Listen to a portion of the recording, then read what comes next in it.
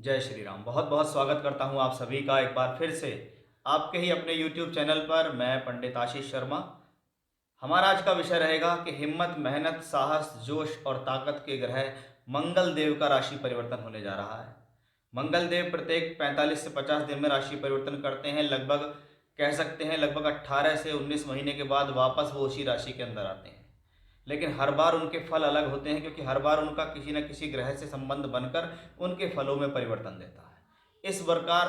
इस बार की जो परिवर्तन होने वाला है कि मंगल शनि की मकर राशि से निकलकर, यानी अपनी उच्च राशि से निकलकर शनि की ही दूसरी राशि कुंभ राशि में प्रवेश करेंगे।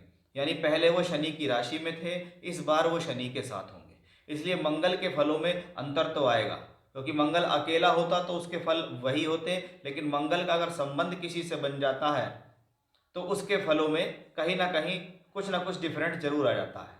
फॉर एग्जाम्पल, आप अकेले बैठे हो तो अलग है, आप किसी के साथ बैठे हो तो कुछ और प्रभाव होता है। ऐसा ही प्लेनेट है मंगल। जैसे हम शनि को, बृहस्पति को, राहु केतु को वरीयता देते हैं, तो उसके बाद चौथे नंबर पर मंगल ग्रह आता है, जिसके बिना जीवन में सभी कार्य अधूरे हैं। और अधूरे इसलिए हैं कि जिस व्यक्ति के अंदर हिम्मत, जोश और साहस नहीं है, वो अपने जीवन में पीछे रह जाता है। उसके अंदर रिस्क टेकिंग कैपेसिटी नहीं होती, वो चीज़ों को उससे घबरा जाता है, बहुत जल्दी परेशान हो जाता है। लेकिन जिनका मंगल बली होता है वो जीवन में आगे बढ़ते हैं, रिस्क लेते हैं और जीवन में परिश्रम करके बहुत कुछ प्राप्त कर सकते हैं। ऐसा ही मंगल ग्रह 15 मार्च 2024 से लेकर 23 अप्रैल 2024 तक राशि में रहेंगे, कुंभ राशि के अंदर, जहां पर बनेगा ये मंगल शनि का योग। इस मंगल शनि के सही योग का आपकी राशि पर क्या प्रभाव होने वाला है, ये मेरा आज का विषय रहने वाला है, जिसको बहुत ही विस्तार से मैं समझाऊंगा।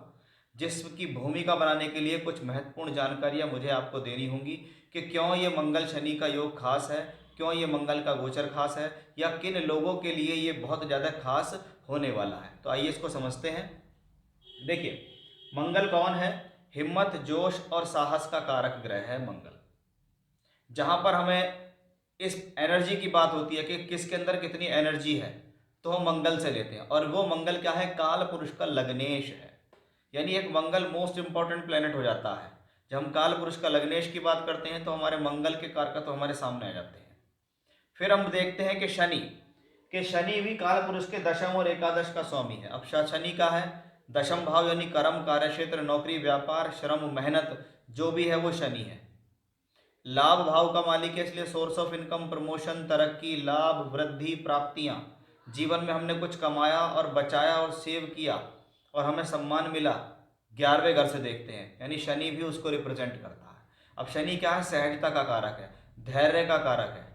अब एक तरफ हिम्मत, जोश और साहस, दूसरी तरफ धैर्य, ये दोनों जब एक साथ मिलकर काम करें, हालांकि मंगल और शनि स्वभाव में अलग हैं, एक जोशीला है, एक धैर्यवान है, लेकिन जब इनकी युति एक साथ बन जाती है तो आप ये समझिए एक ही व्यक्ति के अंदर धैर्य भी हो और एक ही व्यक्ति के अंदर अगर जोश हो, तो ऐसा व्यक्ति जीवन में कुछ भी हासिल करने में सक्षम है।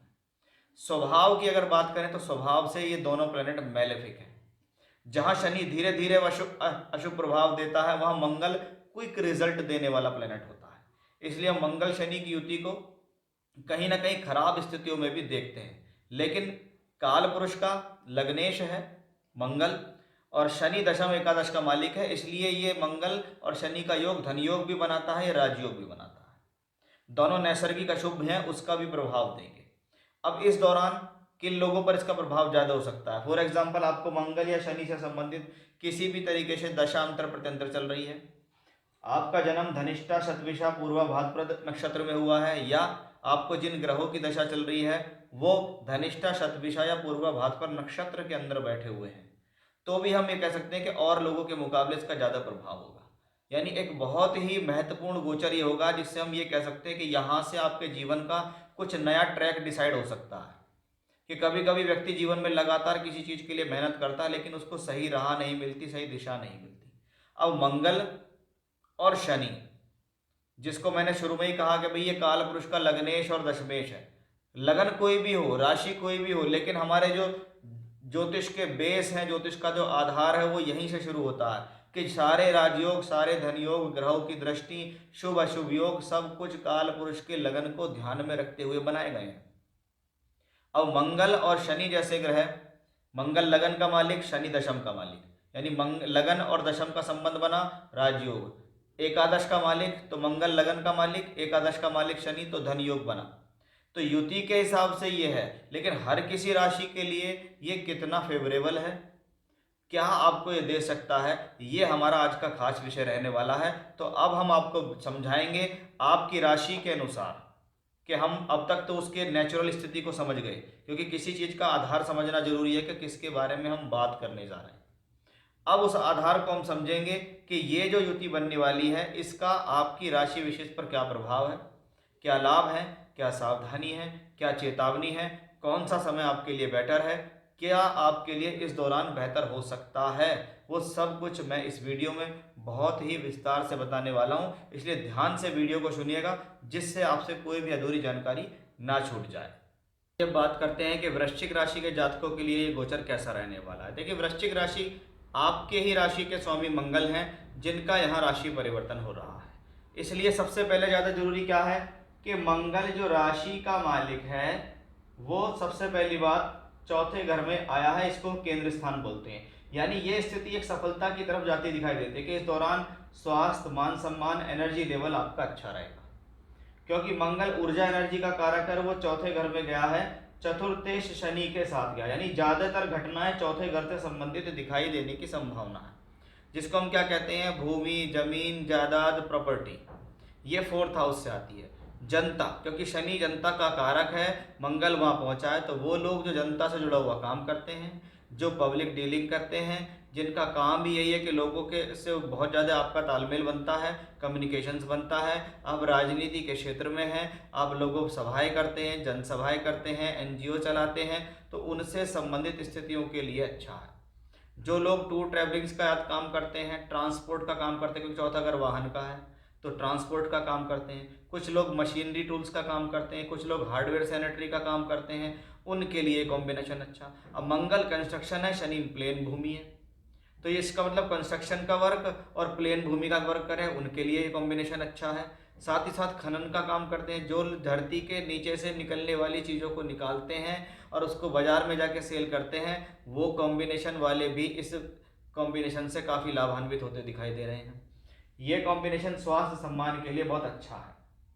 अब तीसरे का मालिक भी है शनि, क्योंकि साहस का भाव है तीसरा भाव, और मंगल शनि की ये स्थिति आपको समय आने पर जब जोश ताकत की जरूरत पड़ेगी तो जोश और ताकत देगा, जब धैर्य की जरूरत पड़ेगी तो ये धैर्य देगा। ये मंगल और शनि के इसी कॉम्बिनेशन से दिखाई दे रहा है। अब मंगल राशि का मालिक होकर चौथे घर में, और चौथे घर का मालिक शनि वापस इसको देख रहा है। इसका मतलब क्या है, इस दौरान मान सम्मान बढ़ेगा, इस दौरान आप जो भी काम करेंगे उसमें सफलता मिलेगी।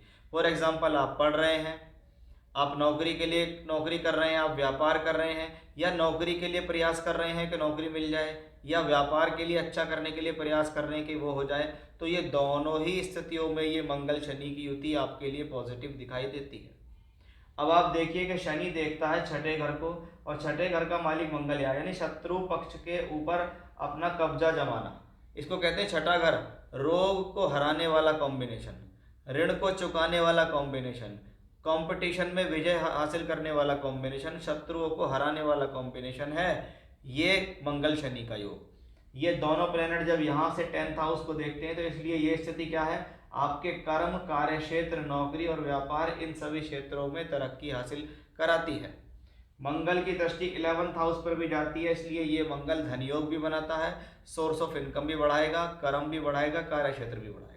यानी हिम्मत और साहस, हिम्मत और जोश का कारक ग्रह कौन, मंगल। साहस और धैर्य का कारक कौन, शनि। ये दोनों एक साथ मिल रहे हैं, इसलिए दोनों ही प्लेनेट इस बात को दर्शाते हैं कि कहीं ना कहीं ये जो कॉम्बिनेशन है आने वाले समय में आपके लिए बहुत कुछ बहुत बेहतर देने में सक्षम दिखाई दे रहा है। यानी वृश्चिक राशि के जातकों के लिए बड़ा अच्छा समय मैं इसे कह सकता हूँ। ये प्रगति कारक समय है, ऐसे समय जीवन में बार बार नहीं आते, इसलिए अपनी सही और सफल योजनाओं पर काम करते रहें और आगे बढ़ते रहें। जय श्री राम।